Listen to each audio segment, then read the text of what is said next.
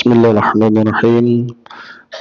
السلام عليكم ورحمة الله وبركاته. الحمد لله الذي كان بعباده خبيرا بصيرا.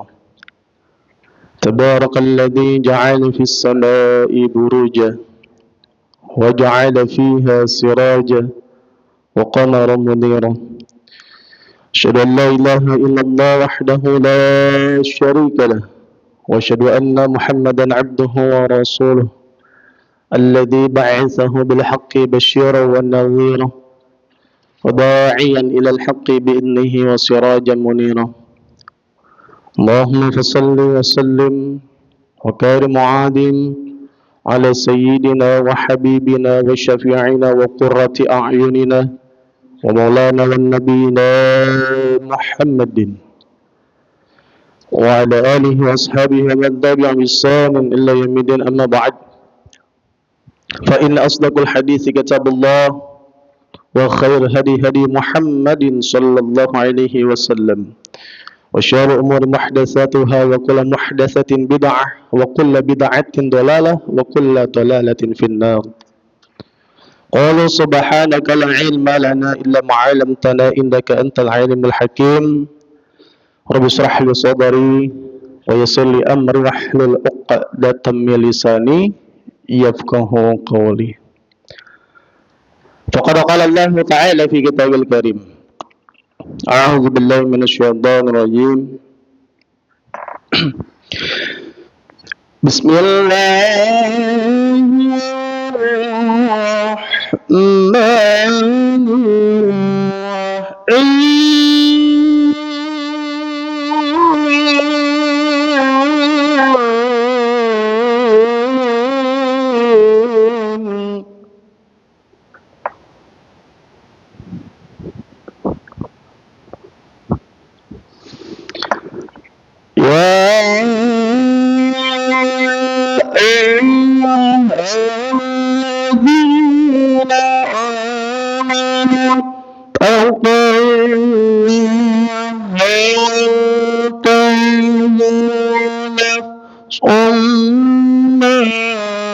قدمت لغد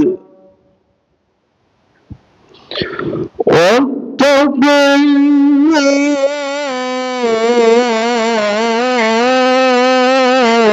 الله إن الله خبير بما تعملون.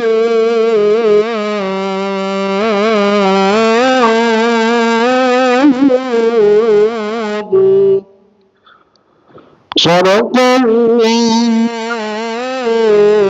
العظيم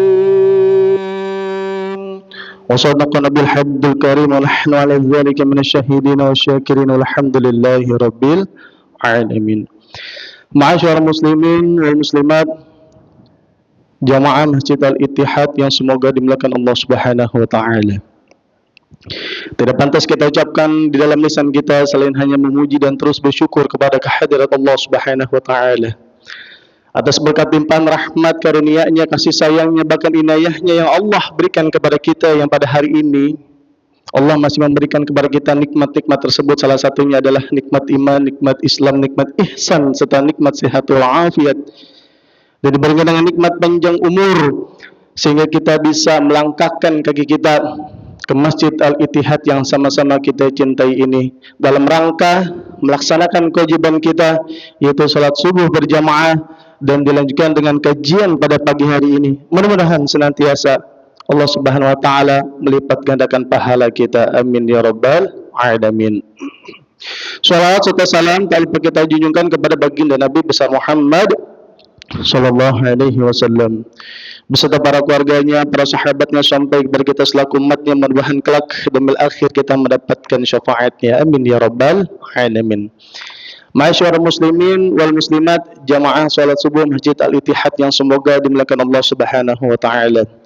Untuk mengawali kajian pada pagi hari ini, mari sama-sama kita ucapkan basmalah. Bismillahirrahmanirrahim. Pada kali ini tema kita adalah tentang waktu adalah modal kehidupan kita di dunia ini. Waktu di dalam kitab Al-Waqtu fil Hayatil Muslim, karangan Profesor Dr.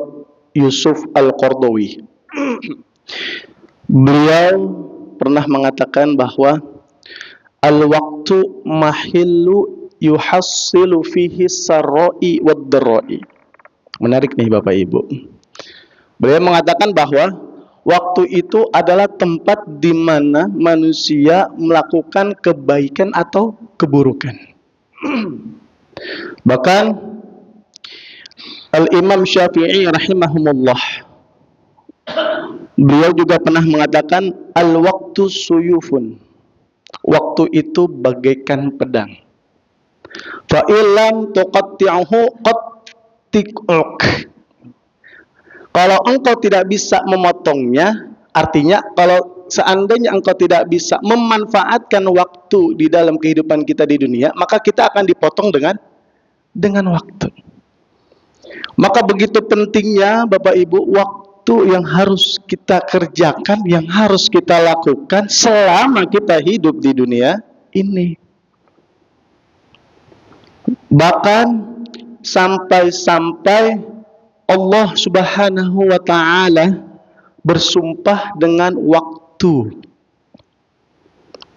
Di dalam Al-Quran surah Al-Asr, surah yang ke-103, 3 ayat, tetapi mempunyai makna kandungan yang sangat luar biasa, mempunyai makna yang sangat istimewa di dalamnya Bapak Ibu. Mungkin dulu kita sering baca kali ya, kalau mau pulang sekolah selalu kita ngomong, yuk anak-anak baca bareng.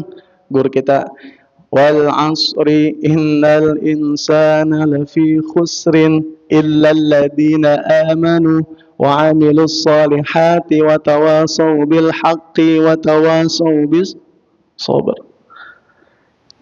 Tetapi pernahkah kita menggali makna di dalam ayat tersebut?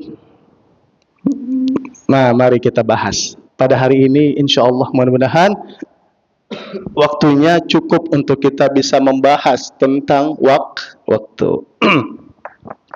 Di dalam Al-Quran Allah Subhanahu wa ta'ala berfirman wal asri. Nah, Bapak Ibu, kalau kita membaca Al-Quran, apalagi yang di belakang hurufnya itu masih hidup, kita kalau seandainya ingin diberhentikan, maka agak sedikit menyentuhnya. Contoh, wal asr. Jadi nggak boleh kalau baca itu wal asr, itu salah tuh. Kalau dalam kaidah baca Al-Quran, nggak boleh baca wal asr, harus disentuh di belakangnya. Wal asr. Sama di ayatnya innal insana lafi khusr. Nggak boleh khus. Salah Bapak Ibu. Kesalahan baca Al-Quran itu ada 2. Ada yang tahu nggak? Yang pertama, kalau kesalahan itu disebut dengan al-lahnu. Kesalahan baca Al-Quran disebut al-lahnu. Al-lahnu ada 2 Bapak Ibu. Ada al-lahnu al-khafiyyu, ada al-lahnu al-jaliyyu. Al-lahnu al-khafiyyu itu kesalahan baca Al-Quran itu kesalahannya ringan, tapi jangan sampai diulangi. Yang tadinya pendek dipanjangin, yang tadinya panjang dipendekin. Tapi al-lahnu al-jaliyyu kesalahannya fatal Bapak Ibu. Bahkan bisa merubah arti makna di dalam Al-Quran. Yang seharusnya dibaca ain malah dibaca alif. Suratal ladzina an'amta 'alaihim, tapi dibaca suratal ladzina an'amta. Nah, itu salah banget, itu fatal Bapak Ibu. Sama yang sering banget kalau baca di dalam Al-Qur'an surah An-Nasr nggak boleh dibaca idza jaa nasrullahi wal fath. Nggak boleh. Salah. Idza jaa nasrullahi wal fath. Fath.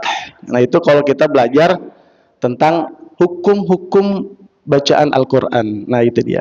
Sekarang kita bahas segi nahwu sorofnya Bapak Ibu. Allah mengatakan wal as. Nah, kalimat ini Bapak Ibu, ini disebut kalau dalam kaidah nahwu sorof itu disebut dengan huruful qasam. Huruful qasam. Apa huruful qasam? Huruf-huruf kalimat sumpah. Di dalam kitab Jurumiyah, Ibnu Jurum mengatakan huruful qasam wahiyya al-wawu wal ba'u at-ta'u. Huruf qasam itu ada 3 Bapak Ibu. Bisa dengan wawu, bisa dengan ba, bisa dengan ta. Ini kalau yang belajar bahasa Arab. Kenapa saya bedah? Biar enak. Ustadz kalau nggak bahas dengan nahwu sorofnya, bahasanya kalau lagi masak pakai sayur kurang sedep. Bahasanya begitu. Biar menguasai dulu nih, namanya ilmu balaghah, ilmu alat, biar tahu dan paham. Nah, di dalam Al-Quran tuh Bapak Ibu banyak banget ya, kalau kita mau lihat wallahi, billahi, tallahi, wah itu banyak banget itu. Nah ini dalam kaidah nahwu sorof. Al-asri itu disebut dengan apa Bapak Ibu? Isim. Isim apa? Isim majrur. Kenapa isim majrur? Karena wa alamatu akhiru kasroh. Isim majrur diakhirkan dengan kalimat kasroh. Karena harfu jar wa majrur muta'alliq disebutnya. Kenapa? Karena biasanya isim diakhirkan dengan kasroh. Kasroh itu di bawah. Nah, nggak boleh kalau kita bacanya wal asro, itu salah. Apalagi wal asru, karena nggak sesuai dengan kaidah dalam bahasa Arab. Makanya demi waktu. Di dalam Al-Quran banyak banget Bapak Ibu yang berkaitan tentang Allah bersumpah. Ada wadduha, demi waktu duha. Ada wal-laili, apa? Demi waktu malam. Wasyamsi, apa? Demi matahari atau waktu siang. Ada wal fajri, demi waktu fajar.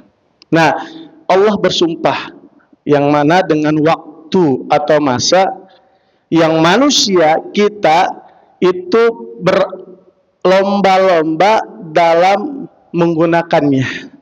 Ada yang digunakan waktunya untuk mendekatkan diri kepada Allah, taat kepada Allah, rajin ibadah, lalu juga sering bersosialisasi dalam kebaikan-kebaikan, memperbaiki diri, memperbaiki umat, bermuhasabah diri. Maka orang-orang yang seperti itu maka dikatakan oleh Allah sebagai muflihun. Apa muflihun? Orang-orang yang beruntung.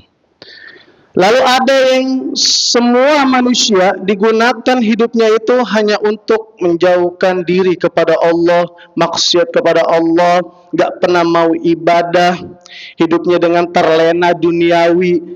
Maka orang-orang seperti ini disebut sebagai khosirun. Apa khosirun? Orang yang merugi. Maka di ayat yang kedua Allah mengatakan bahwa innal insana lafi khusr. Kalau di wasol khusrin, tapi kalau di berhenti khusr. Inna itu disebut dengan harfu nasab. Apa harfu nasab? Harfu nasab itu maknanya taukid, penekanan, bahwa sungguhnya. Biasanya kalau ada nasab, ada mansub. Nasab wa mansub. Mansubnya mana? Ini. Kenapa? Ini adalah mansub karena diakhirkan dengan kalimat fathah. Nah, isim ananya ini lalu diakhirkan dengan kalimat fathah. Nah, ini disebut dengan khobar. Ada khobar dan ini disebut dengan mubtada.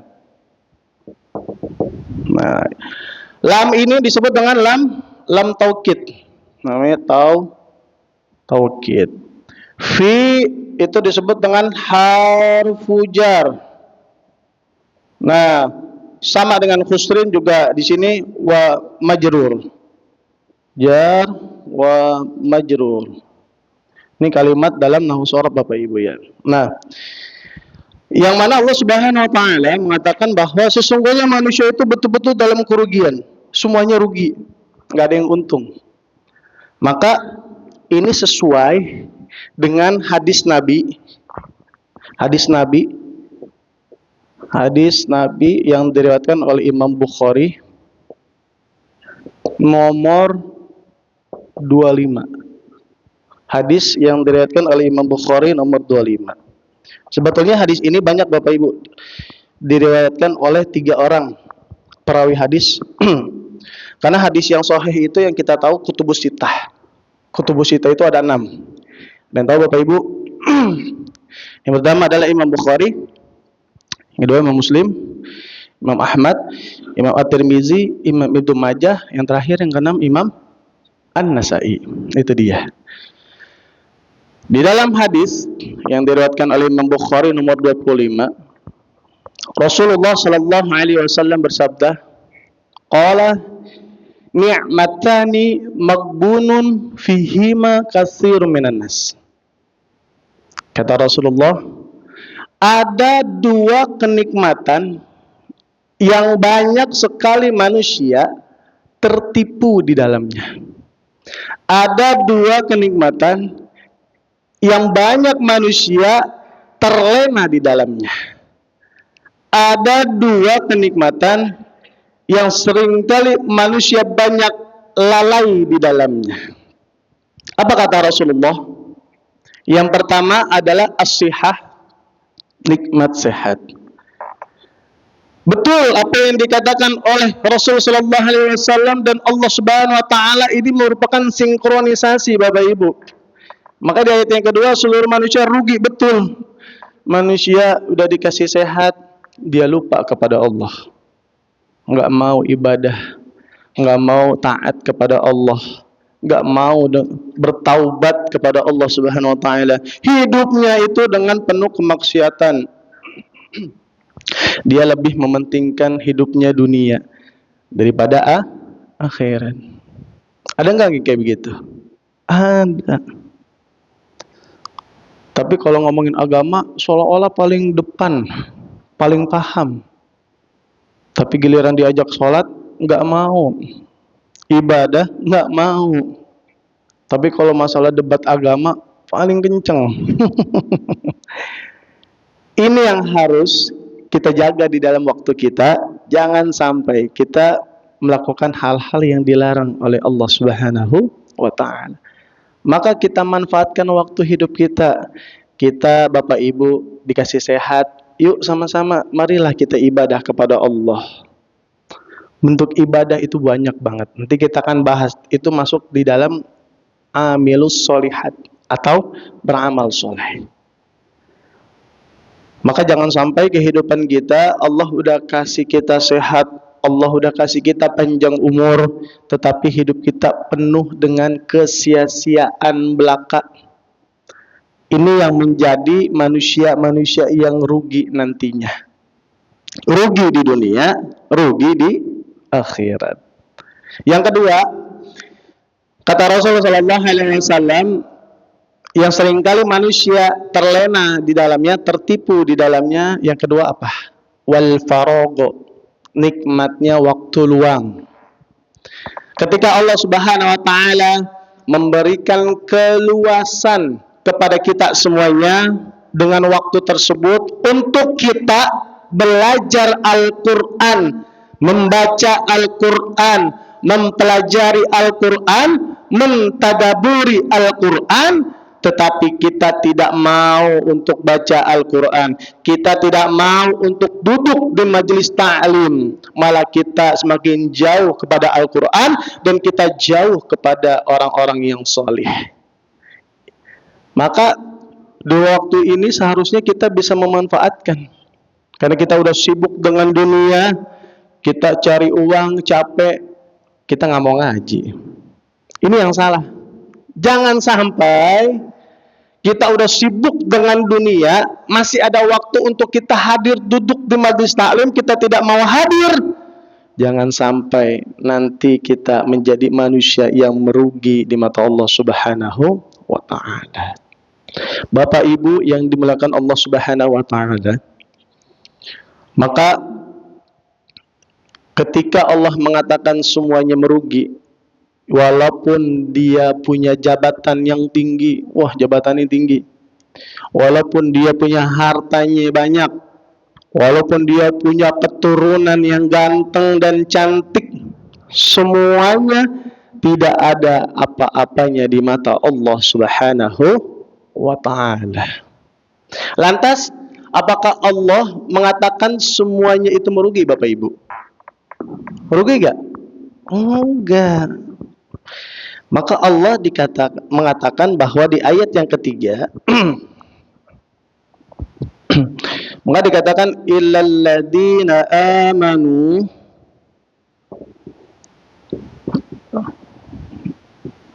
wa amilus shalihat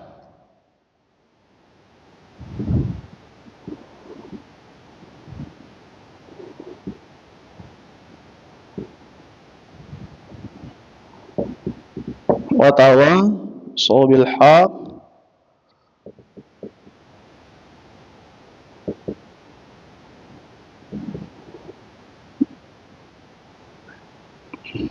wa tawasaw bis sabr.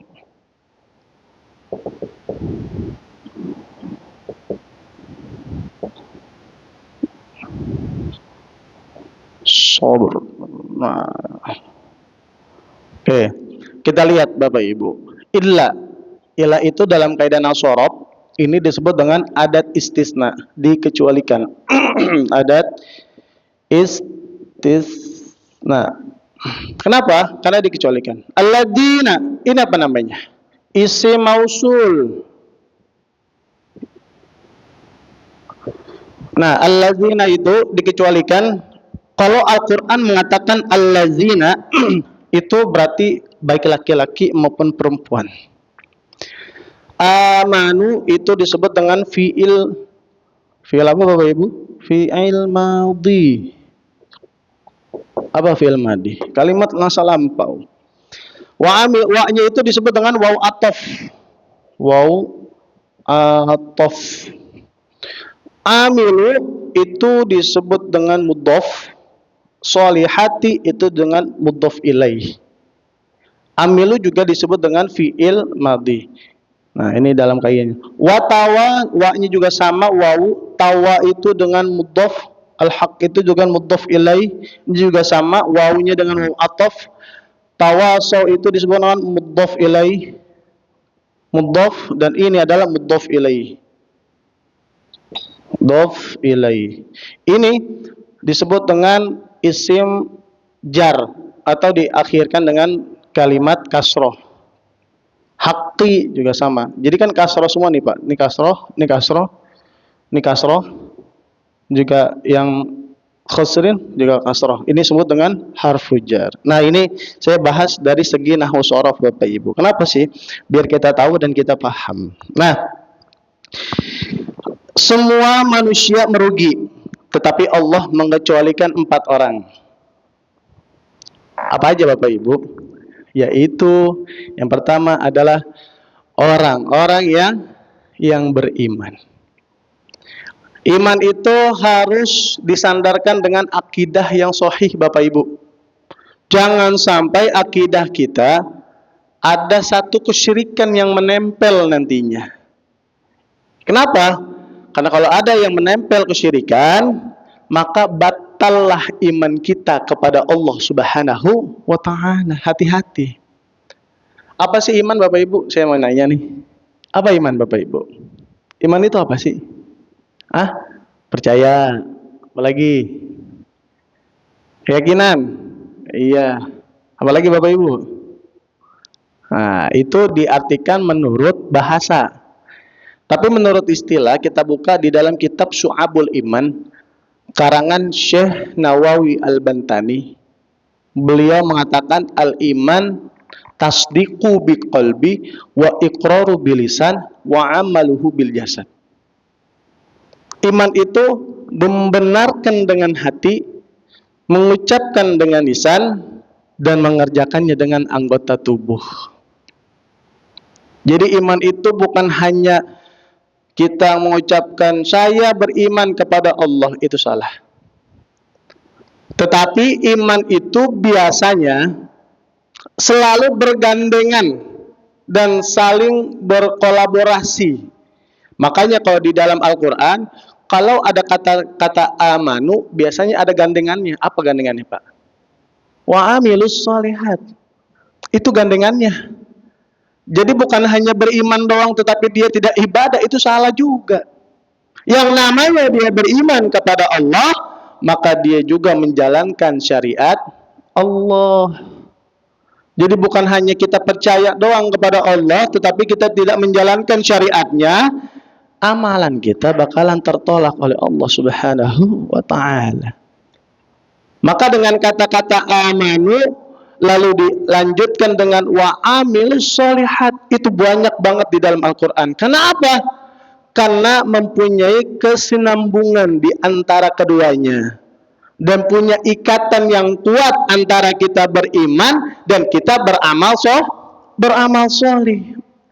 Makanya ketika kita sudah beriman kepada Allah, maka kita wajib untuk menjalankan apa yang Allah perintahkan dan apa yang Rasulullah SAW kerjakan. Apa itu amal solih? Amal solih adalah segala perkataan dan perbuatan yang dapat menyebabkan kita dekat kepada Allah Subhanahu wa ta'ala. Apa contohnya? Kita ibadah sholat, kita ibadah zakat, infak, sedekah, saling berbagi di antara sesama, berbakti kepada kedua orang tua, menyambung tali silaturahim, dan lain sebagainya. Itu adalah bagian daripada amal solih kita kepada Allah Subhanahu wa ta'ala. Yang namanya Bapak Ibu, kalau amal solih itu kita harus mempunyai 2 syarat.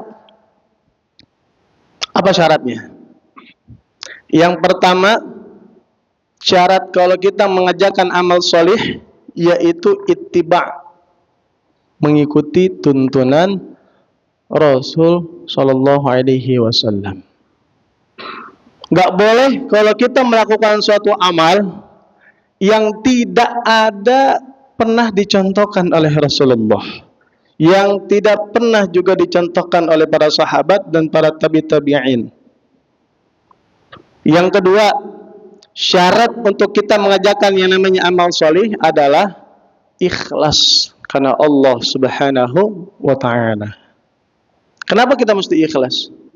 Karena setiap amal yang kita kerjakan semata-mata hanya ingin mendapatkan ridho dan pahala dari Allah Subhanahu wa ta'ala. Kita hanya ingin mendapatkan pahala yang banyak, bukan pujian yang banyak. Kalau kita mengerjakan suatu amal tetapi tidak didasarkan dengan ikhlas karena Allah Subhanahu wa ta'ala, hati-hati Bapak Ibu. Ini adalah bagian dari syirik kecil kepada Allah Subhanahu wa ta'ala. Kok syirik kecil sih, Ustaz?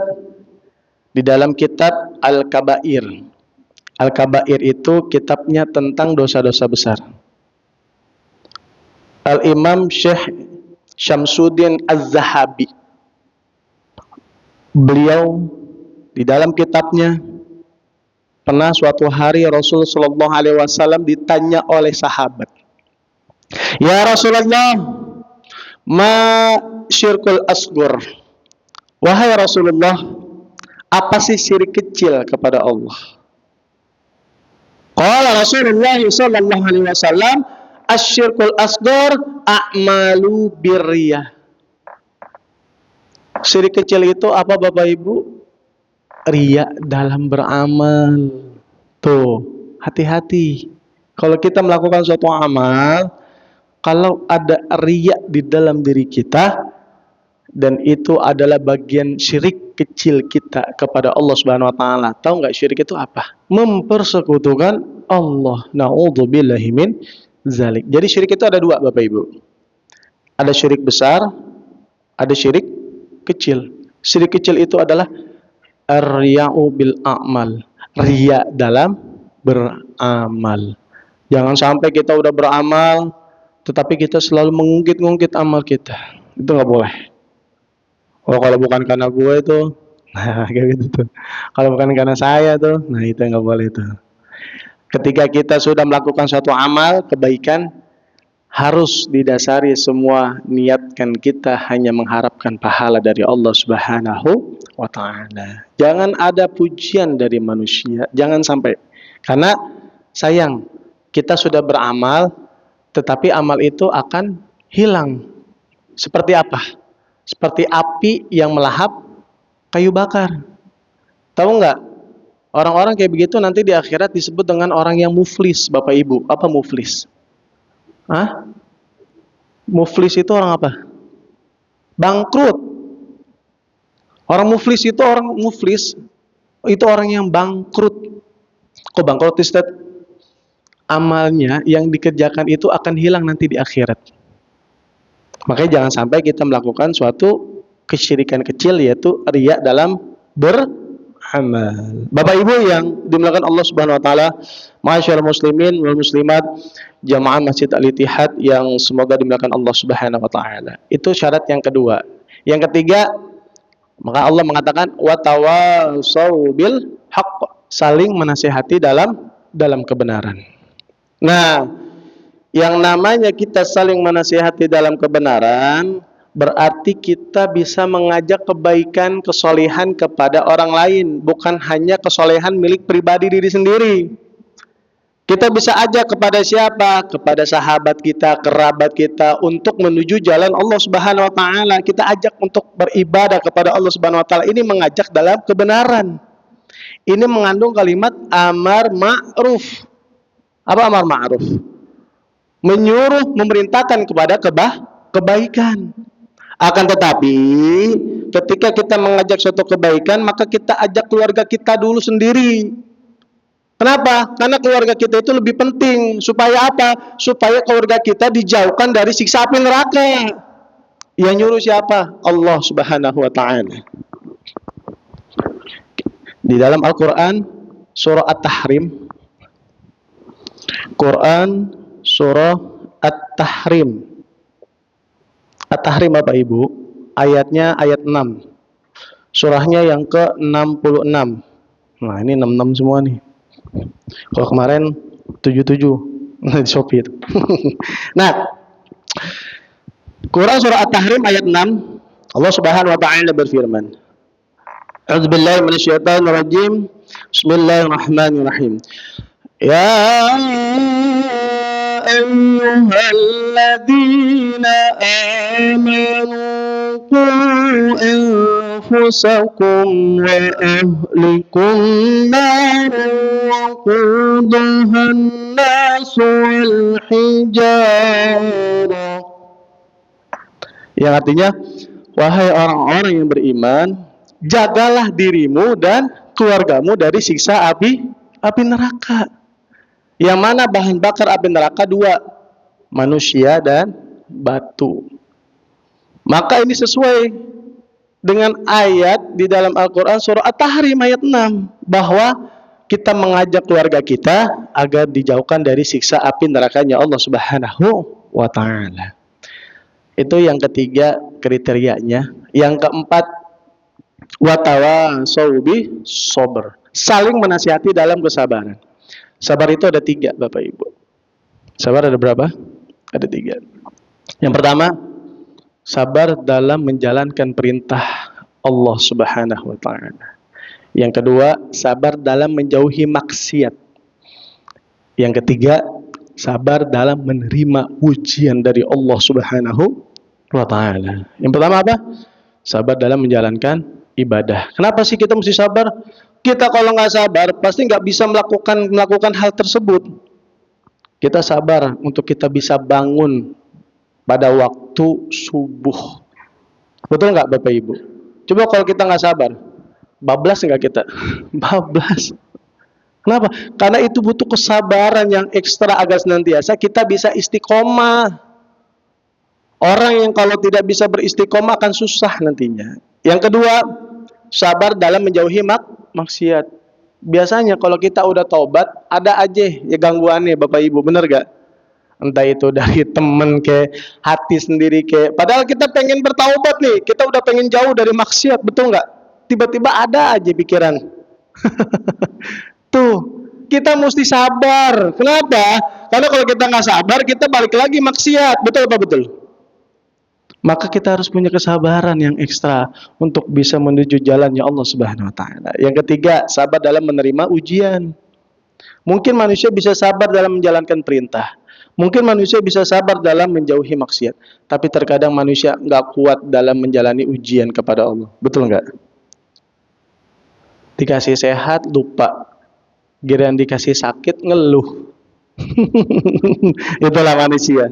Jangan sampai manusia itu banyak ngeluhnya, justru banyak bersyukurnya kepada Allah Subhanahu wa taala. Kenapa? Karena supaya hidup kita menjadi manusia-manusia yang selalu beribadah kepada Allah Subhanahu wa taala. Bapak Ibu yang dimuliakan Allah Subhanahu wa taala, jamaah Masjid Al-Ittihad yang semoga dimuliakan Allah Subhanahu wa taala. Maka kita penting untuk selalu memanfaatkan waktu dan hidup kita agar senantiasa Allah Subhanahu wa taala meridhoi di setiap jalan kita. Jangan sampai kita menjadi manusia-manusia yang merugi, kita sia-sia selama hidup di dunia. Ketika nanti kalau udah ajal di leher, kita tidak akan bisa untuk kita kembali lagi hidup di dunia ini. Kita jadi orang yang menyesal nantinya. Ya, dalam surat Al-Munafikun ayat 10, wa anfiqu mimma razaqnakum min qabli an yatiya ahadakumul maut fayaqula rabbi laula akhartani ila ajalin qarib fa asaddaqa wa akum minas sholihin. Kita ngomong, ya Allah, tangguhin dulu nih kematianku supaya aku jadi orang soleh dan aku bersedekah deh. Maka kata Allah, wala yu'akhirullahu nafsan idza jaa ajaluha. Kalau ajal udah datang, nggak bisa dimajuin, nggak bisa dimundurin. Baik Bapak Ibu yang dimuliakan Allah Subhanahu wa taala, inilah yang bisa saya sampaikan. Mudah-mudahan senantiasa kita bisa memanfaatkan waktu hidup kita di dunia sebaik mungkin. Mudah-mudahan kita menjadi manusia-manusia yang beruntung di mata Allah Subhanahu wa taala. Amin ya rabbal alamin. Mari sama-sama sebelum ditutup acara ini pagi hari ini, pengajian ini dengan membaca hamdalah alhamdulillahirabbil alamin. Kita tutup dengan sama-sama membaca kafaratul majlis. Subhanakallahumma wa bihamdika asyhadu an la ilaha illa anta astaghfiruka wa atubu ilaik. Lebih kurangnya mohon maaf. Hadanallahu wa iyyakum ajma'in. Assalamualaikum warahmatullahi wabarakatuh.